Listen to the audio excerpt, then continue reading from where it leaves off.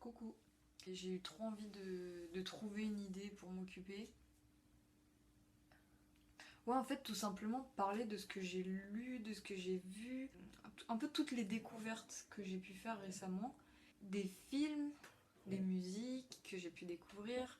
J'avais pensé aussi à parler de youtubeurs. Moi, j'ai qu'une envie, c'est de partager tout ça.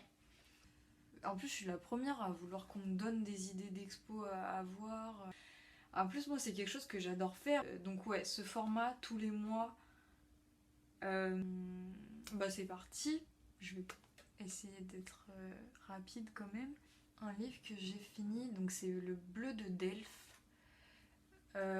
de Simone van der Lust. Et je me souviens même plus de son nom, c'est un truc de ouf. Simone van der Vlugt. Je l'ai ouvert volontiers parce que rien que dans le résumé, j'ai aperçu les noms de Vermeer et de Rembrandt. Et en fait, j'ai vite compris que ça allait être une fiction. Donc c'est une fiction, mais il y a eu quand même quelques enquêtes préalables. Vermeer et Rembrandt, vraiment en tant que figurants, ils sont à peine cités 2 fois dans le livre et ils n'ont... Enfin, l'histoire aurait très bien fonctionné sans eux. Et en fait, ça m'a fait plaisir peut-être d'aborder cette époque, 17e siècle.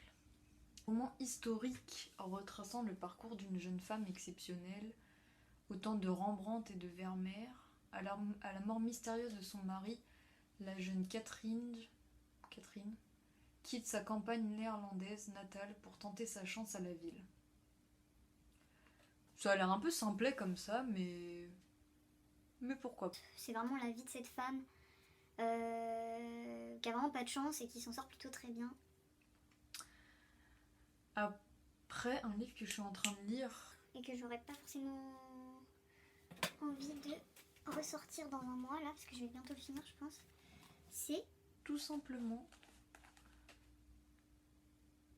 La petite fille de Monsieur Lynn. Alors, de Philippe Claudel. C'est très beau. Je sais pas, j'étais un peu émue. Alors, c'est l'histoire d'un vieux monsieur qui part de son pays, qui est le Vietnam. Il a tout perdu. Je suppose que c'est après la guerre du Vietnam. Et le livre commence où il est sur un bateau avec sa petite fille dans les bras. C'est un peu la détresse de cet homme, et bon, heureusement il a sa petite fille. Très court, très facile à lire, enfin vraiment pour tous mes amis qui prennent le RER, et ça se lit dans les transports et ça se lit en une semaine quand tu fais tes allers-retours Montgeron-Paris quoi. J'ai peut-être envie de parler des expositions. Je suis allée au vernissage jeudi dernier.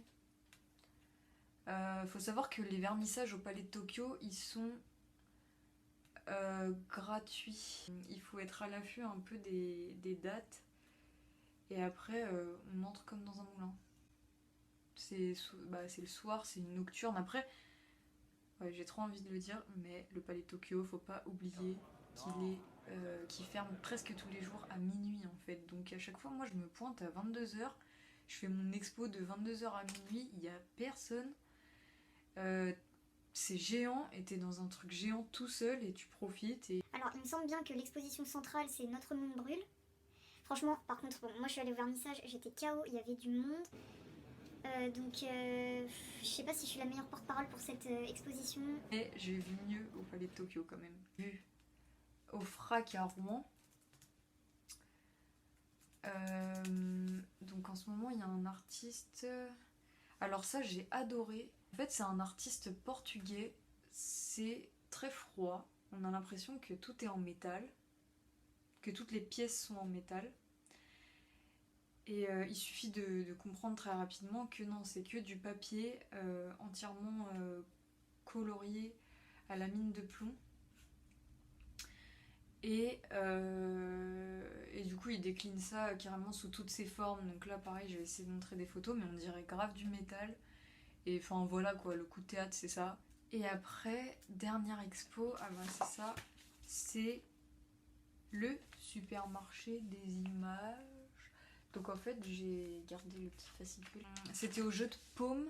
Donc vous avez grave le temps encore d'aller la voir. Le jeu de paume, c'est gratuit pour les moins de 26 ans tous les derniers mardis du mois. Et en fait, c'était une sélection d'artistes. Donc Jeu de paume, c'est très souvent, presque tout le temps, de la photo, tout tourne autour de la photo. Mais là, j'ai trouvé que c'était très complet. Il y avait des artistes très contemporains. Les œuvres les plus récentes dataient de 2017, 2018. Mais après, il y a vraiment les grands classiques. Kentridge. Bah là, je vois Malevich. J'ai même pas vu ça. Pour de la photo, c'est expérimental. Après, je trouve que c'était un peu trop hétéroclite. Moi, j'aime bien en fait quand il y a quand même une unité un peu. Et là, enfin, franchement, au dernier moment, alors faut pas rater, il y a un sous-sol. Genre, en fait, à un moment, tu prends une sortie de secours et ils te font descendre 4 étages. Donc voilà, expo, pas mal. En plus, j'étais avec mes copines, donc c'est toujours cool aussi. Voilà. Faut pas hésiter aussi à aller faire un tour régulièrement à Beaubourg, même si par exemple il y a des expos qui vous intéressent pas ou quoi. Moi je me fais toujours une petite piqûre de rappel dans les collections permanentes et là il se trouve que j'y suis passée. Qui se renouvellent assez bien dans leur accrochage, enfin ils font tourner les salles, je pense qu'ils mettent en réserve certaines œuvres à certains moments et ils les ressortent peut-être 1 ou 2 ans plus tard. J'en arrive à la section musique.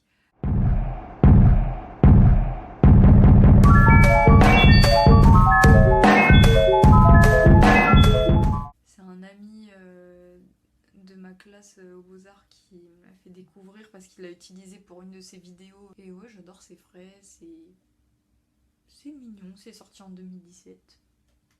Là, j'arrive à chaîne YouTube. Alors, moi, enfin, j'ai trop envie de parler des youtubeurs qui m'inspirent. François B. Il a pas ciblé genre un type de contenu ou un format de vidéo en particulier, il fait beaucoup de face cam et tout. Je crois que même s'il n'était pas youtubeur, je le recommanderais en tant que humain, genre il est trop marrant. Ok, je reprends. Du coup, ouais, ça avait coupé, j'avais plus de place. J'en ai profité pour regarder ce que j'avais commencé à filmer, donc ouais, c'est chaud. Enfin, je finis pas mes phrases. Faire mon mieux pour finir. Donc j'en étais à parler de François B. Comme il a encore une petite communauté, du coup il est encore très proche d'elle, il répond sur Insta, etc. Donc c'est très sympa de suivre des gens comme ça. Après, une autre perle rare, ça va être 2 perles rares. En fait, c'est Rusmine. C'est une chaîne YouTube, mais c'est 2 sœurs, c'est des jumelles. Récemment, j'ai plus vu Ruby, parce que Rusmine c'est Ruby plus Yasmine combiné. Et récemment, j'ai plus vu apparaître à l'écran Ruby. Mais bon, elles ont toutes les deux des trucs à dire et elles fonctionnent très bien en binôme. C'est un aspect engagé de la mode. C'est de la seconde main, elles sont à fond sur vintage. Et il me semble bien qu'elles ont déjà une marque en fait et elles bossent autour de ça. Et enfin, c'est 2 meufs passionnées qui sont trop cool à suivre. En plus, elles vont à l'essentiel, c'est vraiment des vidéos concises. Oui, du coup, c'est Pauline. C'est un intérêt pour la mode qui est vraiment en fait le cœur de sa chaîne YouTube. Mais encore une fois, une mode engagée, les vrais petits tips, c'est du vintage, c'est de la brocante à toute balle, c'est les bons plans, etc. Voilà, et elle est trop mignonne en plus. J'aime bien les gens comme ça, vous voyez, spontanés, mais en même temps créatifs et tout. Et d'ailleurs, je me sens quand même obligée de parler de 2 personnes. Ça va être Marianne Alex. Donc pareil, c'est une c'est une youtubeuse. Je tape son nom pour me reconnecter un max. Donc elle, ça fait, je sais pas, ça doit faire au moins 3 ans que je la suis. Et elle, c'est plus du vlog, son contenu. Mais elle est tellement pas prise de tête qu'en plein milieu de son vlog, elle va se poser 5 minutes et elle va nous faire un lookbook improvisé. Elle nous parle vraiment comme si elle parle à ses potes. On est inclus dans sa bande de potes en fait quand on est devant le vlog et c'est agréable à en mourir. Et après, quelqu'un d'autre, Mardi Noir, elle est connue pour ses psychanalyses-toi à la face. Elle, je la connais depuis le début. Donc pareil, ça doit faire... je sais pas, ça doit faire 4 ans, peut-être 5 ans, je sais pas, j'étais au lycée. Elle va introduire un concept, une idée. genre l'hystérie, ça c'est dans ses dernières vidéos. Ouais, c'est ça. Genre l'hystérie. Mais après, encore une fois, très naturelle, elle est face caméra. En fait, c'est psychanalyse-toi à la face, en même temps, elle se maquille. Genre, elle se ravale la façade en même temps. Au début, je comprenais rien, mais juste pour le plaisir de l'écouter, sa sympathie me suffisait largement. Donc voilà. Je voulais parler peut-être des comptes Instagram Aïché, que j'ai découvert très récemment. Aïché, c'est une styliste avant tout. Et je suivais Gaël ou pas, un youtubeur, qui a parlé, qui allait à la rencontre de... Young Braithing. Je sais pas prononcer, c'est un truc de fou. Et tout part autour du jean. Il va détruire ce jean et lui redonner une forme en fait hyper intéressante. Et puis il décline ça plein de fois. Par exemple là, c'est un jean qui a été découpé puis retourné et puis et réassemblé. Enfin, encore une fois, pour moi c'est de la mode engagée un peu, c'est de la mode vraiment créative. C'est pas je suis à la mode, je mets une marque, je suis à la mode. C'est pas comme ça. C'est qui est éthique, qui est social en fait. Enfin, j'adore.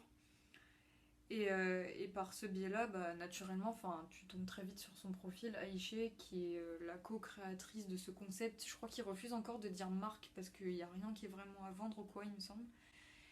Ils n'ont pas encore cette enseigne marque et il la refuse encore un peu, donc on va dire concept. Alors, c'est carrément nouveau. Ça se trouve au montage, je vais tout jeter et je vais pas avoir envie de diffuser le truc. Je fais de mon mieux pour pas avoir l'air trop blasée. Je vais travailler sur ma diction, etc. Mais après, moi j'attends que ça. N'hésitez pas à me dire ce que vous en pensez. Je veux des retours, je veux de l'interaction. Je veux des messages qui me disent mais va voir cette expo si t'as aimé celle-ci. Et je vous remercie de votre amitié et de votre bienveillance quand vous m'écoutez. Voilà.